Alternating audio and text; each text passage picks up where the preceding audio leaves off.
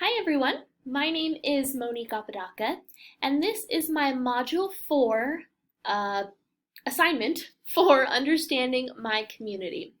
If you don't remember from my last video, I am in Pueblo West, Colorado. It's in southern Colorado, and I teach at Swallows Charter Academy. So some sociological inventory. Pueblo West, Colorado, again, is in southern Colorado. It was established in 1969, so we are only 51 years old here. It's a pretty new town, I would say. And our saying of our town is down here on this picture as well. We say, "Where eagles soar."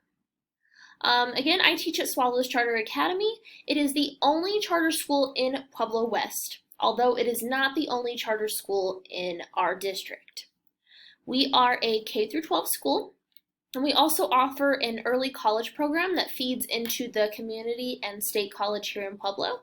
And many of our seniors end up graduating with associate's degrees as well as their high school diploma.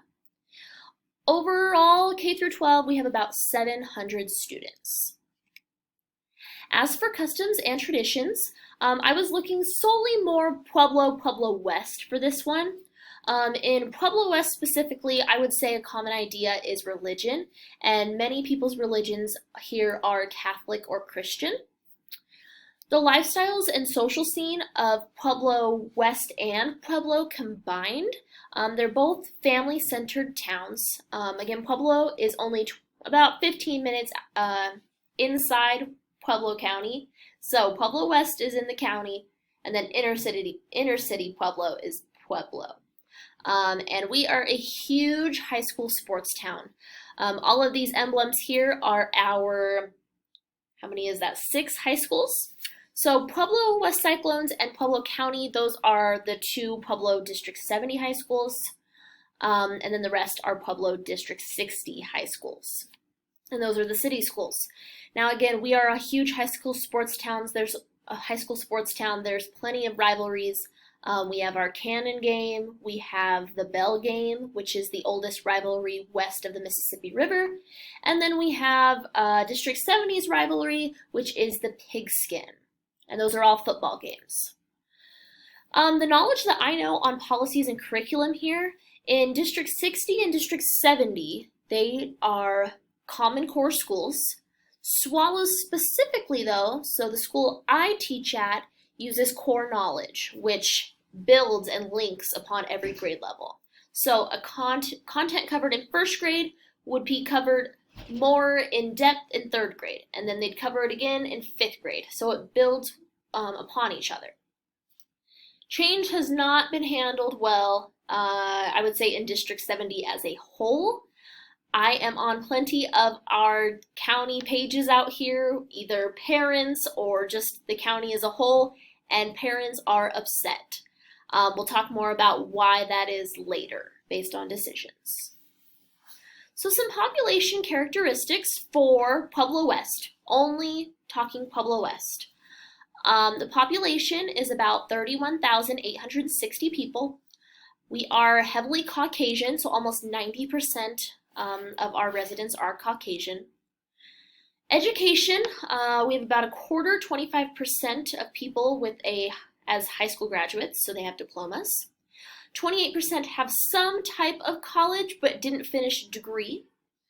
13% have associate's degrees, and 28% have a bachelor's degree or higher. The average age in Pueblo West is about 39 years old, women and men, and the sexes are about the same. There's about 16,400 females and 15,450 males. So just about 1,000 off there.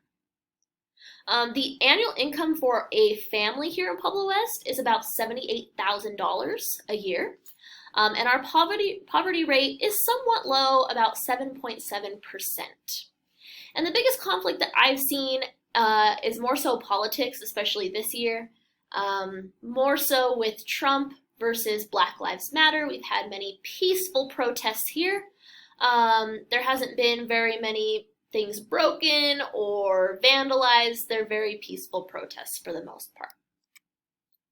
The communication channels in Pueblo West and Pueblo.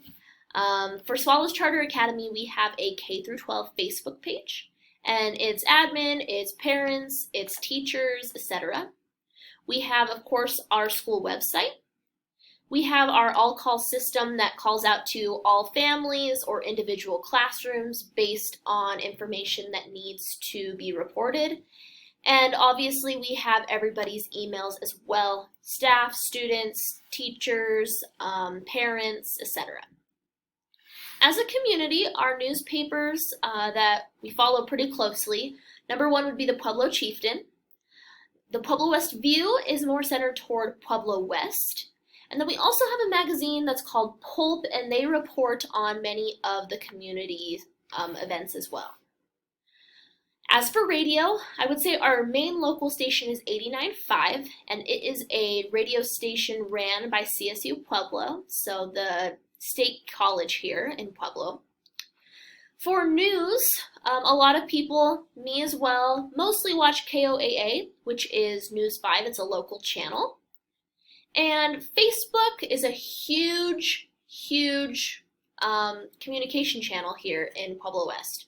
We have the I Live in Pueblo West page and the Pueblo West Happenings page, which most community members are a part of on Facebook. Our community groups here in Pueblo and Pueblo West, I kind of separated these a little bit. For the adults, the organized groups, the ones that I know of are the Rotary Club. We have a lot of softball leagues out here, and then we have a lot of VFWs for our veterans. This is a huge veterans town. And then for kids, we have sports. So for example, we have a huge soccer league that runs through Pueblo. It's called the Rangers. And specifically towards Pueblo West, we have a Parks and Recreation that puts on basketball teams, soccer teams, softball, baseball, t-ball, anything you can think of. The community groups for educational influence specifically, at the district level, we have a school board. And at the district, there's also a union for teachers. However, since I work at a charter school, we have our own school board, and we technically cannot unionize as a charter school, so we do not have a union. And again, that just leads on to the protection of people. At the district level, they do have that union that you can be a part of, but again, at Swallows, we don't have that. So knowing the leadership of Pueblo West and Pueblo. Our superintendent of District 70, so the district within which I teach in, is Ed Smith. The Swallows Charter Academy School Board consists of 5 people. We have a president, Steve Horn, vice president, Adrian Graham, a treasurer, Anna Bentz, a secretary, Michelle Ott, and a member who is Rhonda Berry. She is a parent here. Overall in Pueblo, we have our mayor, which is Nick Gradisar, and we have a lot of wealthy families that have a lot of influence in Pueblo. So I would say that that would be a huge leader. We have specific wealthy families that fund many places and things that go on here in Pueblo. And Pueblo West out here, we have a board of directors.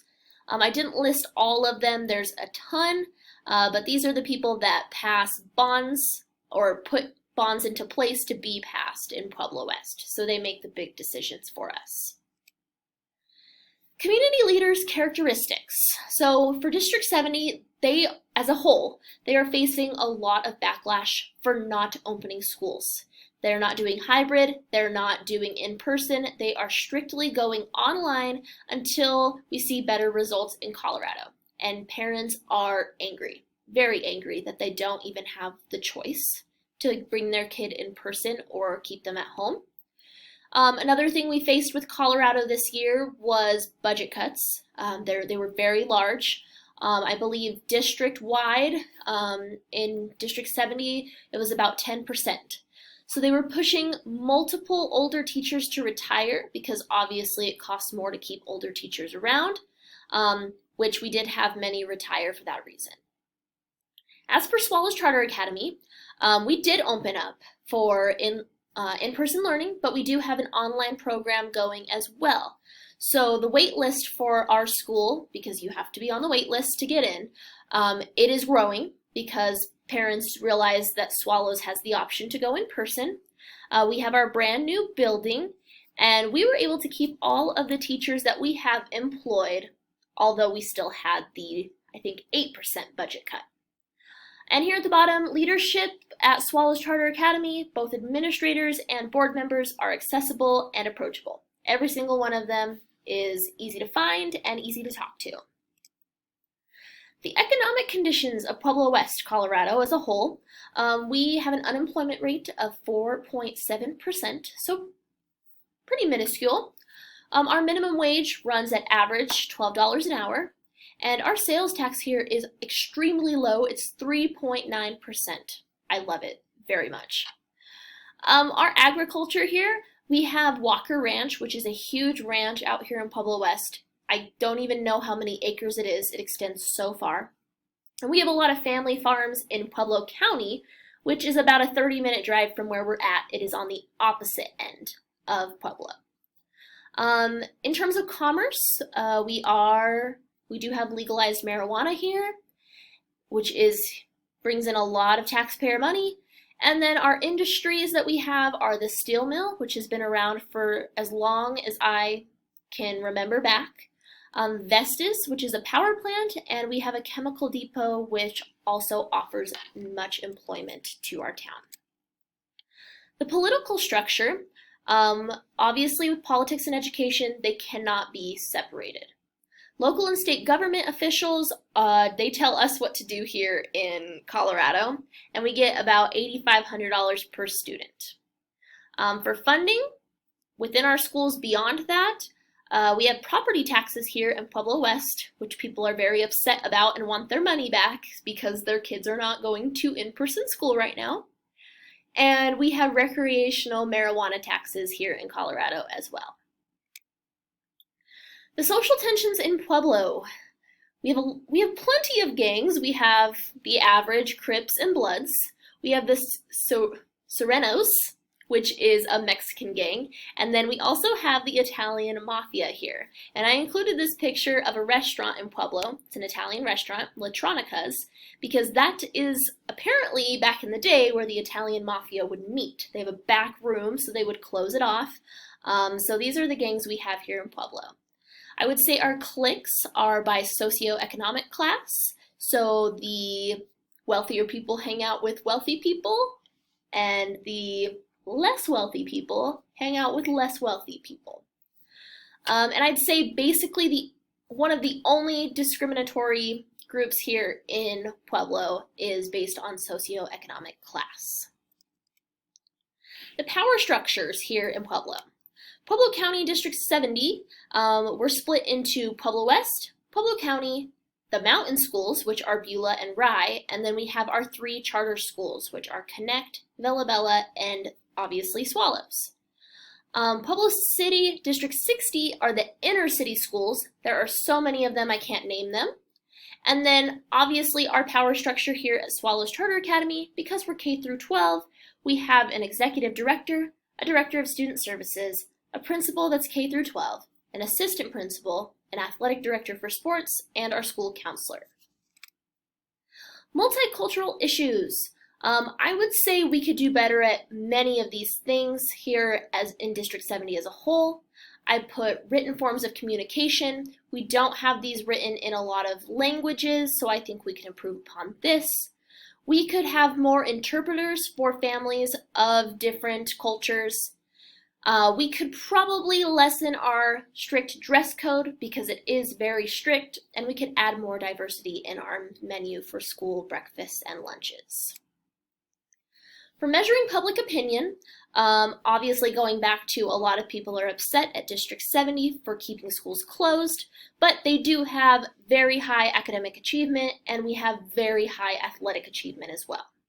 Specifically to Swallows, we have happy parents because we gave them the option for COVID, keeping kids at home or in school. We have even higher academic achievement than District 70, and we have even higher early college program graduates than District 70. But on the other hand, our athletic achievement is quite a bit lower because we are only a 2A school compared to District 70 being 4A and 5A. And if you have the time, you can go ahead and read my standard correlation.